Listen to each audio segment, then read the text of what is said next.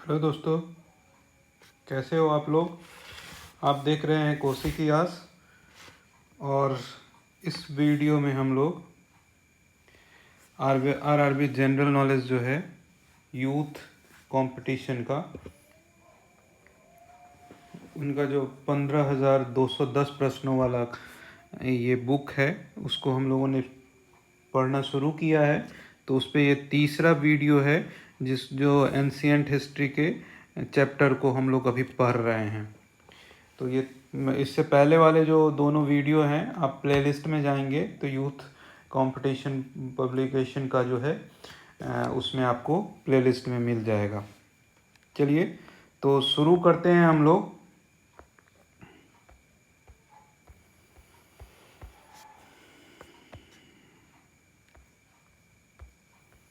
अभी तक हम लोगों ने जो पढ़ लिया है वो पारसी यहूदी सब पढ़ लिया हम लोगों ने।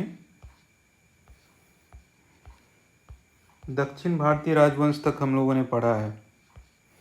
आप अगर पिछला वीडियो अगर आप लोगों ने नहीं देखा है तो आप उसको सुन सकते हैं। आपको आप अपने तरीके से जहाँ पढ़ रहे हैं पढ़िए, लेकिन अगर हमको लगता है कि अगर आप इस वीडियो को सिर्फ सुन लेंगे तो 80-85% आप रेलवे में पूछे जा रहे प्रश्नों का जवाब आसानी से देने की स्थिति में होंगे।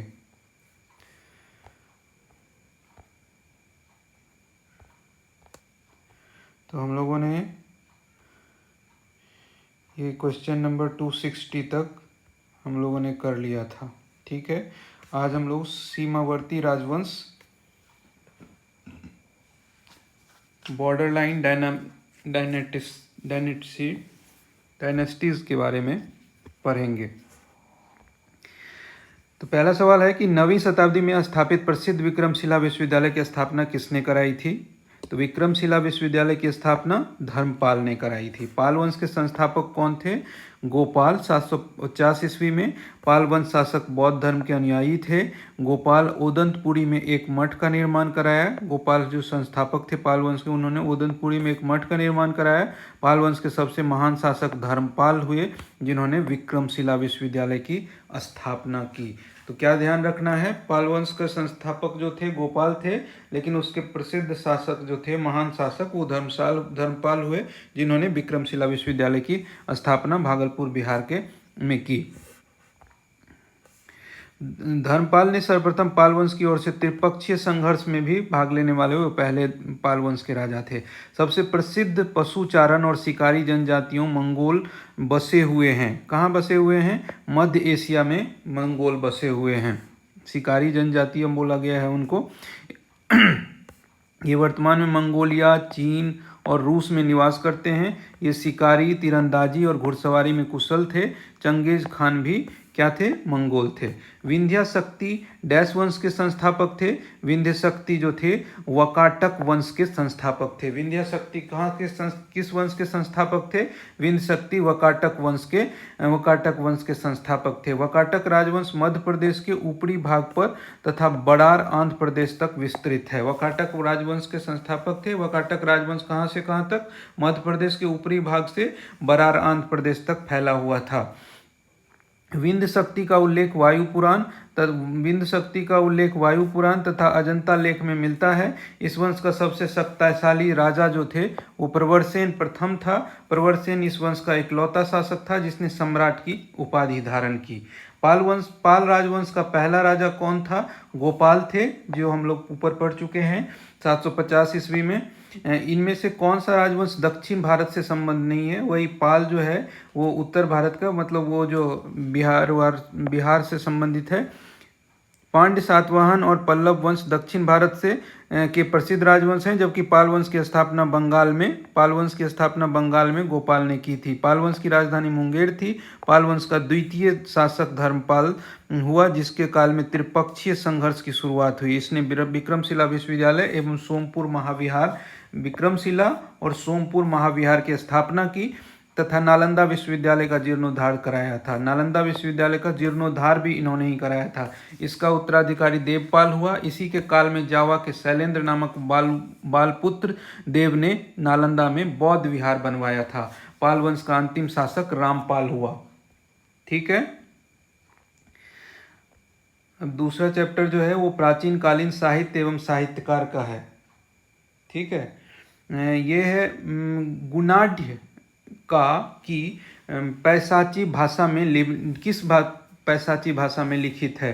तो गुणाढ़ जो है बृहत कथा, गुणाढ़ का कि पैसाची मतलब गुणाढ़ का बृहत कथा पैसाची भाषा में लिखा है। तो प्राचीन साहित्य के कथाकारों में गुणाढ़ बहुत ही प्रसिद्ध है। यह सातवाहन नरेश हाल के दरबार में निवास करता था। इन्होंने ही पैसाची भाषा में वृहत कथा की रचना की थी। मृच्छ कटिकम के लेखक सुदृढ़ थे। यह संस्कृत भाषा में लिखित है। नाट्य है पंचतंत्र के लेखक विष्णु शर्मा तथा कथा सरित सागर के लेखक महाकवि सोमदेव भट्ट थे। तो यहाँ गुणाढ़ जो लिखे थे, गुणाढ़ का लेख का क्या था पैसाची भाषा में बृहत कथा। डैश द्वारा रचित नगानंद एक संस्कृत नाटक है। संस्कृत नाटक कौन सा है? हर्ष द्वारा जो रचित नगानंद जो है वो एक संस्कृत नाटक है। हर्षवर्धन क्या था? 606 से 647 ईस्वी कन्नौज का प्रतापी शासक थे। वह साहित्य व कला के पोषक थे। उसने संस्कृत में 3 नाटकों की रचना की थी, रत्नावली, नगानंद और प्रियदर्शिका। नगानंद में नागों को बचाने के लिए विद्याधर राजा जीमूत वाहन के आत्म बलिदान की लोकप्रिय गाथा का वर्णन किया गया है। निम्नलिखित में से उस विकल्प का चयन करें जो कालिदास के विक्रमोर्वशीयम नाटक में वर्णित है। विक्रमोर्वशीयम नाटक में वर्णित कौन है? पुरूरवा और उर्वशी की प्रेम कथा। पुरूरवा और उर्वशी की प्रेम कथा विक्रमोर्वशीयम कालिदास का प्रसिद्ध नाटक है। इसमें राजा पुरूरवा तथा अप्सरा उर्वशी की प्रणय कथा वर्णित है। विक्रमोर्वशीयम में श्रृंगार रस की प्रधानता है। इसकी कथा ऋग्वेद तथा शतपथ ब्राह्मण से ली गई है। महाकवि कालिदास ने विक्रमोर्वशीयम नाटक को मानवीय प्रेम की अत्यंत मधुर एवं सुकुमार कहानी में परिणत किया है। कालिदास ने अपने इस नाटक का दृश्यांकन झूसी प्राचीन प्रतिष्ठानुपुर में किया था। इनमें से कौन से प्राचीन यूनानी इतिहासकार और राजनयिक इंडिका नामक पुस्तक के लेखक हैं? मेगास्थनीज, पहले भी हम लोग पढ़ चुके हैं पिछले वीडियो में, जो मेगास्थनीज ने इंडिका नामक पुस्तक की रचना की थी। यहाँ और भी कुछ पुस्तक हैं जिनके बारे में हम लोग देख लेते हैं। इंडिका की किसने लिखी है? मेगास्थनीज ने। सीयू की किसने लिखा था? ह्वेनसंग ने। ह्वेनसंग कब आया था? हर्षवर्धन के काल में। किताब उल हिंद जो है अल-बरूनी ने किताब उल हिंद लिखा। किताब रेहला इब्न बतूता ने लिखा है। भारतीय महाकाव्य महाभारत व्यासकृत के 18 पर्वों में छठा पर्व कौन सा है जिसमें व्यापक रूप से भागवत गीता का वर्णन है? तो छठा पर्व जो है वो भीष्म पर्व है। महाभारत के भीष्म पर्व में श्रीमद् भागवत गीता का वर्णन है। भीष्म पर्व के अंतर्गत महाभारत में 4 उपपर्व एवं 122 अध्याय हैं। इन उपपर्व के नाम जम्बूखंड, विनिर्माण पर्व, भूमि पर्व, श्रीमद् भागवत गीता पर्व एवं भीष्म वध पर्व है। राजकुमारी रत्नावली की प्रेम कहानी के संबंध में संस्कृत नाटक रत्नावली किसके द्वारा लिखी गई है? हर्ष के द्वारा लिखी गई है। अभी हम लोगों ने पीछे पढ़ा कि हर्ष के द्वारा जो कौन रत्नावली, नगानंद और प्रियदर्शिका लिखी गई है। तो रत्नावली जो है राजकुमारी रत्नावली की प्रेम कहानी को रत्नावली संस्कृत नाटक में लिखा गया है, जिसे हर्ष के द्वारा लिखा गया है। चीनी बौद्ध यात्री ह्वेनसंग अपने लेखन में राजा हर्षवर्धन के कार्यों की सराहना करते हैं। कालिदास ने मेघदूत नामक अपने काव्य को निम्नलिखित में से किस भाषा में लिखा है? संस्कृत भाषा में इन्होंने लिखा है। कालिदास 3वीं और 4वीं शताब्दी में संस्कृत भाषा के महान कवि और नाटककार थे। इन्होंने अपनी सभी कृतियां संस्कृत भाषा में लिखी है। याद रखना है कि कालिदास की सभी कृतियां किस भाषा में थी? संस्कृत भाषा में थी। इन्होंने मेघदूत नामक काव्य काव्य उनकी सर्वश्रेष्ठ रचना है। यह एक गीति काव्य है। मेघदूत क्या है? गीति काव्य है। इसमें यक्ष तथा मेघ से संदेश ले जाने की प्रार्थना और उससे दूत बनाकर अपनी प्रिया के पास भेजने का वर्णन है। निम्नलिखित में से कौन सी रचना कालिदास की नहीं है? कालिदास की रचना जो है वो विक्रमोर्वशीयम है, रघुवंशम है, अभिज्ञान शाकुंतलम है। तो नीतिसार जो है उसकी रचना नहीं है, लेकिन यहाँ नहीं पूछा गया है, इसलिए आंसर हमारा कौन सा हो जाएगा? वो सी हो जाएगा। ठीक है। नीतिशास्त्र राजशास्त्र का एक संस्कृत ग्रंथ है। इसके रचयिता कामंदक हैं। प्राचीन भारतीय महाकाव्य किसको कहा जाता है? प्राचीन भारतीय महाकाव्य जो है महाभारत को अब तक ज्ञात सबसे लंबे महाकाव्य के रूप में जाना जाता है और इसे अब तक लिखे गए सबसे लंबे महाकाव्य के रूप में वर्णित किया गया है। भागवत गीता महाभारत के भीष्म पर्व से संबंधित है। महाभारत में कुल 18 पर्व हैं। पाणिनि संस्कृत के प्रसिद्ध क्या थे? प्रसिद्ध व्याकरणाचार्य थे। पाणिनि को क्या थे? संस्कृत के प्रसिद्ध व्याकरणाचार्य थे।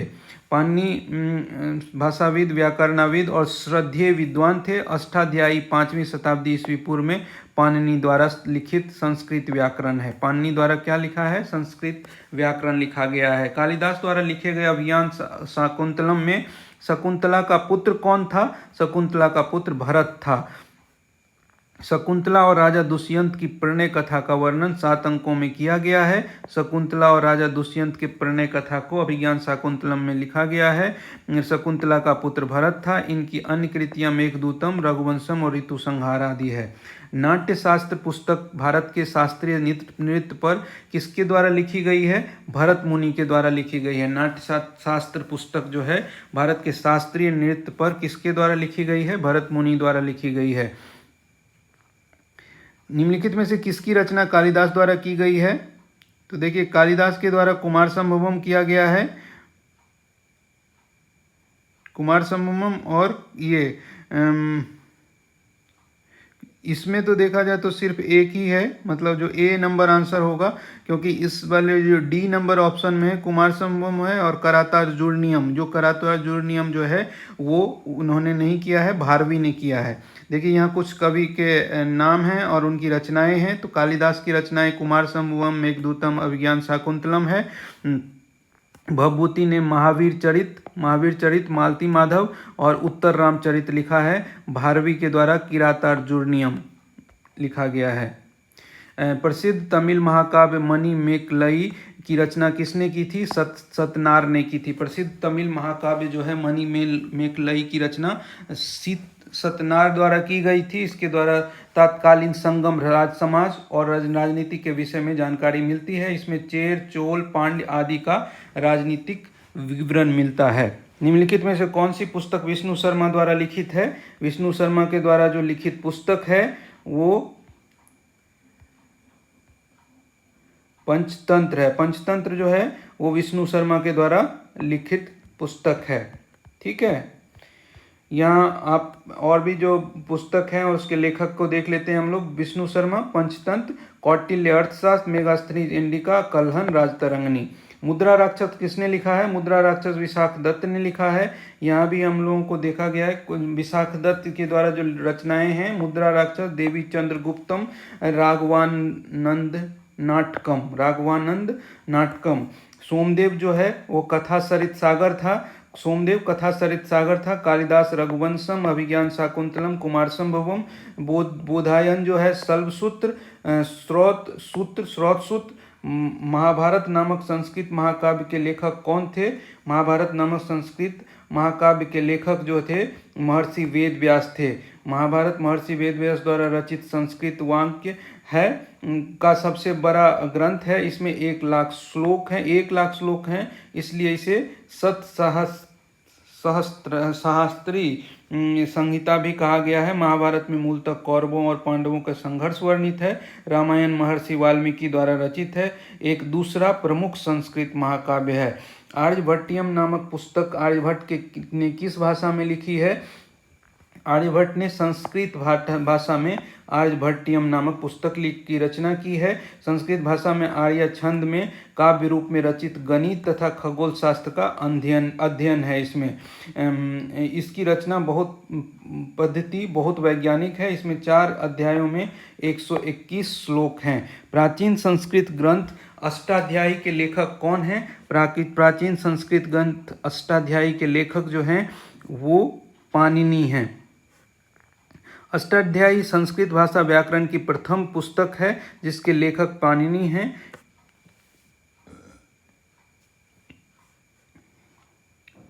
इसमें मौर्य काल के पहले का इतिहास तथा मौर्ययुगीन राजनीतिक अवस्था की जानकारी प्राप्त होती है। अष्टाध्यायी में कुल सूत्रों की संख्या लगभग 3996 है। ग्रंथ जो है महाभाष्य पतंजलि ने लिखा है। नाट्यशास्त्र भरत मुनि ने, चरक संहिता चरक ने लिखा है। ये सुश्रुत संहिता किस विषय से संबंधित है?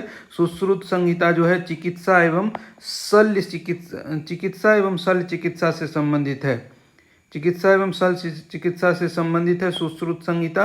चिकित्सा एवं शल्य चिकित्सा से यह एक प्राचीन संस्कृत ग्रंथ है। सुश्रुत को भारत में शल्य चिकित्सा का जनक माना गया है। सुश्रुत को भारत में शल्य चिकित्सा का जनक माना गया है और उन्होंने अपनी पुस्तक सुश्रुत संहिता में 120 प्रकार के उपकरणों और 30 प्रकार के सर्जिकल प्रक्रियाओं का वर्णन किया है।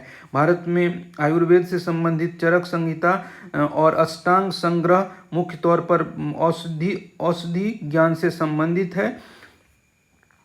उसके बाद वाला क्वेश्चन है, प्रसिद्ध संस्कृत नाटक स्वप्नवासवदत्तम किसने लिखा है? स्वप्नवासवदत्तम भास ने लिखा है।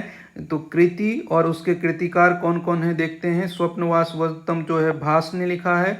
मालविकाग्निमित्रम कालिदास ने, मृक्ष कटिकम शूद्रक ने, नाट्यशास्त्र भरत मुनि ने, गीत गोविंद और रसमंजरी जयदेव ने। महाभारत का मूल नाम क्या है? महाभारत का मूल नाम जय संहिता है। महाभारत का मूल नाम जय संहिता है जिसे महर्षि कृष्ण द्वैपायन वेद व्यास ने लिखा है। महाभारत का मूल नाम क्या है? जय संहिता, जिसे महर्षि कृष्ण द्वैपायन वेदव्यास द्वारा लिखा गया है। महाभारत का प्रारंभिक उल्लेख अश्वालय गृहसूत्र में मिलता है। यह महाकाव्य में 18 पर्व हैं। इस महाकाव्य में 18 पर्व हैं। 5वें वेद के रूप में इसे पहचाना जाता है। 10 कुमार चरित्र या टेल्स ऑफ 10 प्रिंसेस की रचना किसने की थी? ये दंडी ने की थी। 10 कुमार चरित्र या टेल्स ऑफ 10 प्रिंसेस की रचना किसने की थी? दंडी ने की थी। इसमें 10 कुमारों का चरित्र वर्णित होने के कारण इसका नाम 10 कुमार चरित्र बोला गया है। दंडी संस्कृत भाषा के प्रसिद्ध साहित्यकार थे। हर्षचरित्र का लेखक कौन है? हर्षचरित्र का लेखक जो है वो वानभट्ट है। वानभट्ट ने हर्षचरित्र को रचना की थी। अब देख लेते हैं। कालिदास का अभिज्ञान शाकुंतलम, मेघदूतम, रघुवंशम, कुमार संभवम, मालविकाग्निमित्रम, विक्रमोर्वशीयम, ऋतुसंहार, पाणिनि का अष्टाध्यायी, कल्हन का राजतरंगिणी, वानभट्ट का हर्षचरित्र और कादम्बरी। गीत गोविंद किसने रचना की थी? गीत गोविंद की रचना जो है वो जयदेव ने की थी। गीत गोविंद की रचना जो है वो जयदेव ने की थी। ठीक है।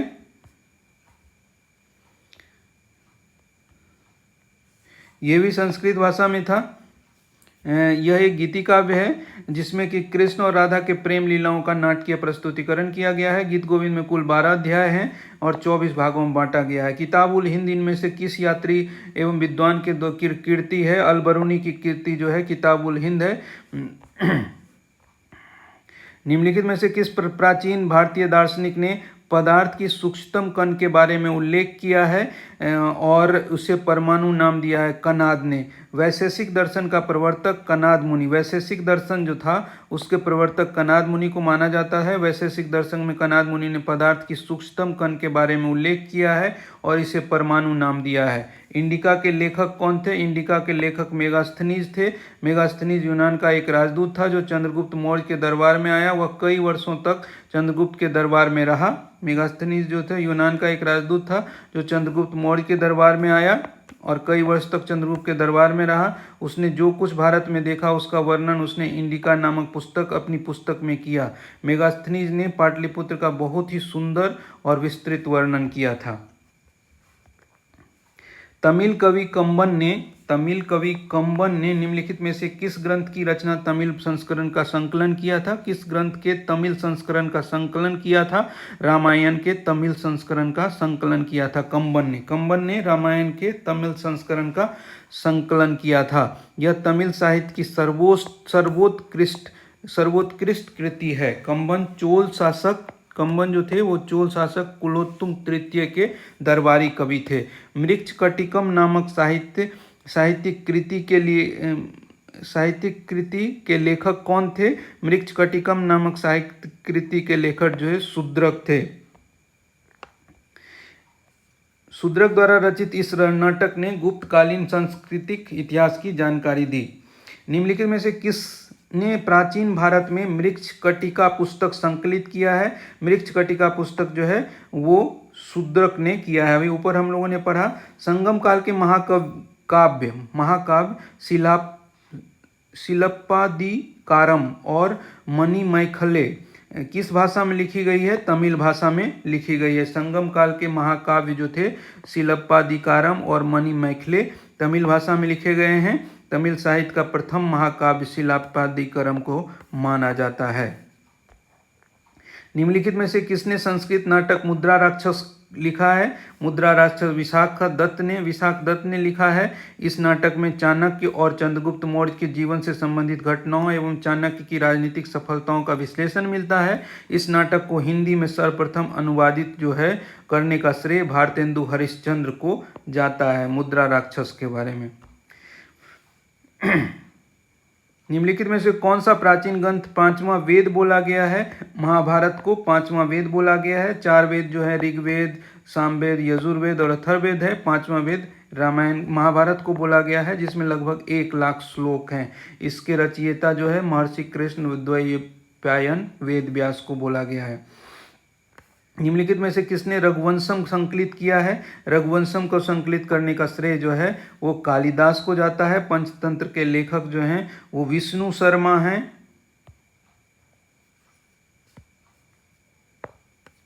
ठीक है।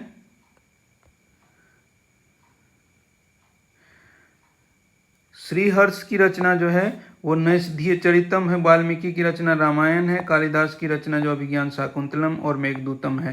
निम्नलिखित में से किसने भारत के प्राचीन ग्रंथ नाट्यशास्त्र को संकलित किया है? नाट्यशास्त्र को संकलित करने का श्रेय जो है भरत मुनि को जाता है।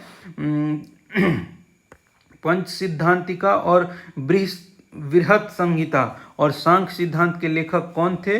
वराहमिहिर थे। पंच सिद्धांतिका, बृहत संहिता और सांख्य सिद्धांत के लेखक वराहमिहिर थे। इन पुस्तकों में त्रिकोणमिति के महत्वपूर्ण सूत्र दिए गए हैं, जो वराहमिहिर को त्रिकोणमिति ज्ञान के परिचायक हैं। इनकी पुस्तक पंच सिद्धांतिका 5 सिद्धांत में उन्हें फलित ज्योतिष में वही स्थान दिलाया गया है जो राजनीतिक दर्शन में कौटिल्य का है, व्याकरण में पाणिनि का और विधान में मनु का है।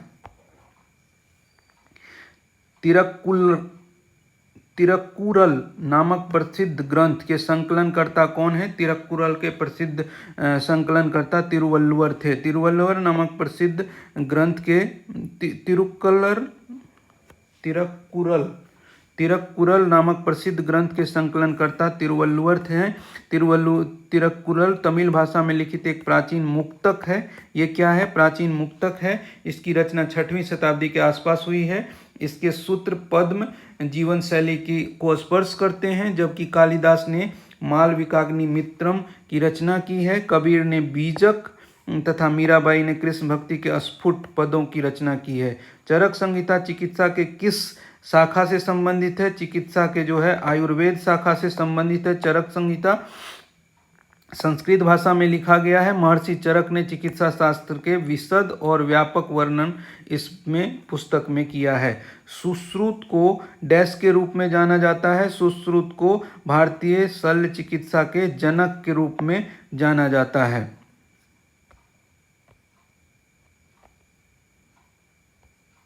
राजतरंगिणी द्वारा किन राज्यों के राजाओं का वर्णन किया गया है? राजतरंगिणी द्वारा कश्मीर के राजाओं का वर्णन किया गया है। कल्हन ने लिखा था राजतरंगिणी। कल्हन द्वारा रचित राजतरंगिणी में कश्मीर के राजाओं का विशद एवं मोहक वर्णन किया गया है। इसके अनुसार कश्मीर की राजधानी श्रीनगर को सम्राट अशोक ने बसाया है, जो शिव के परम भक्त थे और बाद में अपना धर्म बदल लिया। प्राचीन भारत में कल्हन द्वारा निम्नलिखित में से कौन सी पुस्तक लिखी गई है? राजतरंगिणी को लिखा गया है। प्राचीन भारतीय कानूनी दस्तावेज मनुस्मृति डैश में लिखा गया है। मनुस्मृति संस्कृत में लिखा गया है। भारतीय कानूनी दस्तावेज मनुस्मृति को बोला गया है, संस्कृत में लिखा गया है। मनुस्मृति को मानव धर्मशास्त्र भी बोला गया है। इस ग्रंथ में सामाजिक वर्गों के बारे में वर्णन किया गया। इसमें चारों वर्णों, मनुस्मृति में जो चारों वर्णों, चारों आश्रमों और 16 संस्कारों तथा सृष्टि उत्पत्ति के अतिरिक्त राज्य की व्यवस्था आदि पर परामर्श दिया गया है। निम्नलिखित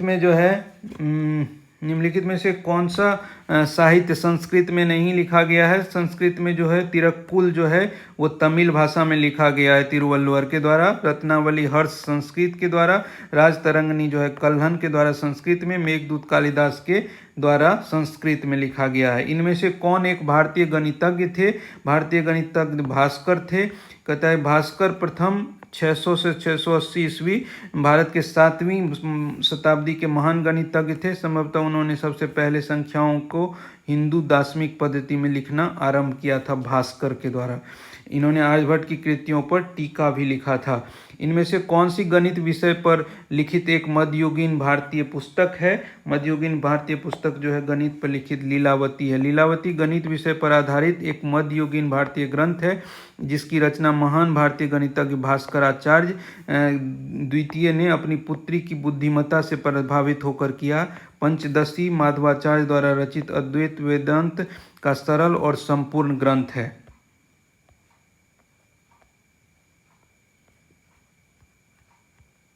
मनुस्मृति का अंग्रेजी में अनुवाद किसने किया था? मनुस्मृति का अंग्रेजी में अनुवाद जॉर्ज बुलर ने किया था।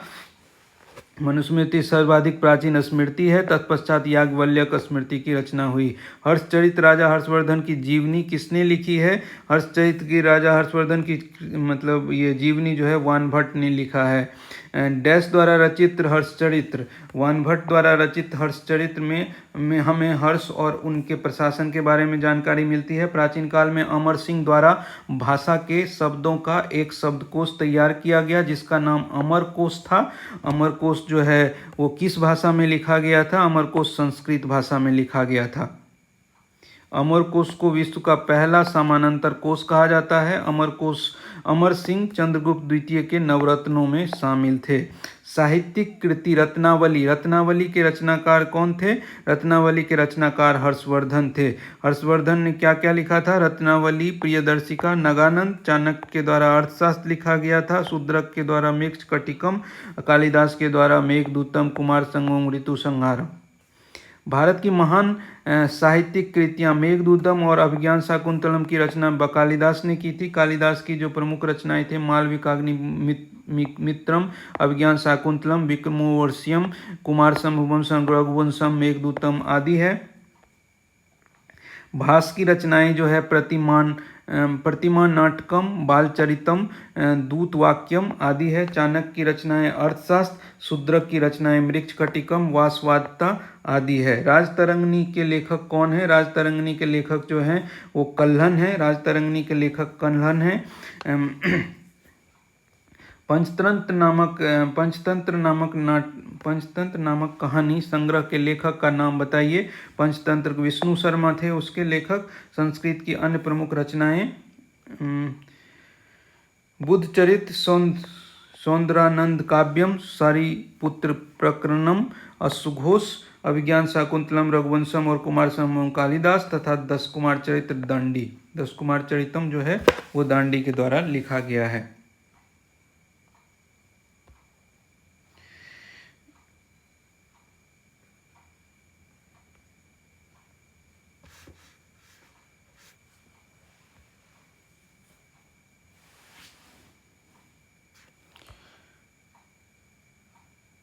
इसको अब हम लोग नेक्स्ट वीडियो में देख लेते हैं। तो आशा करते हैं हम कि आप लोग जो है जो भी अभी तक हम लोगों ने करा है उसको आपने सुन लिया होगा, देख लिया होगा या पढ़ लिया होगा, जिसमें आप कंफर्टेबल हों। लेकिन मेरा बस ये है कि आपको जब भी समय मिले इसको देख लिया कीजिए। और अगर आप इसको देख लेते हैं या सुन लेते हैं, जो वीडियो है, जो सीरीज़ हम लोग तैयार कर रहे हैं 15,210 क्वेश्चंस का, एक तो क्या है कि इसमें कई सारे क्वेश्चन रिपीट नेचर के हैं। और रिपीट नेचर होने के कारण से क्या है कि हम लोग जो है मतलब दोबारा याद करने की ज़रूरत नहीं पड़ेगी आपको। आपका हमको लगता है कि हमारे साथ साथ रिवीजन भी होते जा रहा है, बार बार क्वेश्चन रिपीट हो रहा है, उसकी वजह से रिवीजन हो रहा है। और मुझे उम्मीद है कि आप अगर फर्स्ट टाइमर भी हैं, अगर जीएस आपने पहले नहीं भी पढ़ा है, इसको अच्छे से सुन लेते हैं या पढ़ लेते हैं, तो आप निश्चित रूप से परीक्षा में जो क्वेश्चंस आएंगे, क्योंकि ये देखा जाए तो मैक्सिमम क्वेश्चन इसमें से जो लिया गया है वो पूछा हुआ ही सवाल है। मतलब प्रीवियस ईयर क्वेश्चंस जो रेलवे के एग्ज़ाम या अन्य बहुत महत्वपूर्ण सब जो एग्ज़ाम होते हैं उसमें जो पूछे गए हैं उन्हीं से लिया गया है। तो आप निश्चिंत होकर इसको पढ़ सकते हैं, और इसे पढ़ेंगे तो 80 से 85% क्वेश्चन जो है आपका कहीं भी मतलब नहीं जाएगा, आप आराम से उसको सॉल्व कर पाएंगे। तो आपका मतलब जीएस वाला जो पार्ट है उसमें मुझे नहीं लगता है कि कहीं भी समस्या होने वाला है। तो इस तरह से एंशिएंट हिस्ट्री में हम लोग इतना टॉपिक पहले पढ़ चुके थे, आज हमने इस टॉपिक को पढ़ा और इसके प्राचीन कालीन साहित्य और साहित्यकार का हम लोगों ने कर लिया है। अब नेक्स्ट वीडियो में हम लोग प्राचीन कालीन स्थापत्य कला, राजपूत राजवंश और प्राचीन कालीन विविध के बारे में हम लोग पढ़ेंगे। तो उससे हमारा एंशिएंट हिस्ट्री हमारा पूर्ण हो जाएगा। तो इस तरह से 3 वीडियो अभी तक पूरा हो गया है। चौथे वीडियो में हम कोशिश करेंगे कि एंशिएंट हिस्ट्री हमारा कंप्लीट हो जाए। बहुत बहुत धन्यवाद। आप लोग जुड़े रहिए इसी तरह से, और आपका एग्ज़ाम से पहले मैं आशा करता हूँ कि इसे पूर्ण कर दूंगा और आप लोग को परीक्षा जाने से पहले आप पूरे तरह से तैयार रहेंगे। धन्यवाद।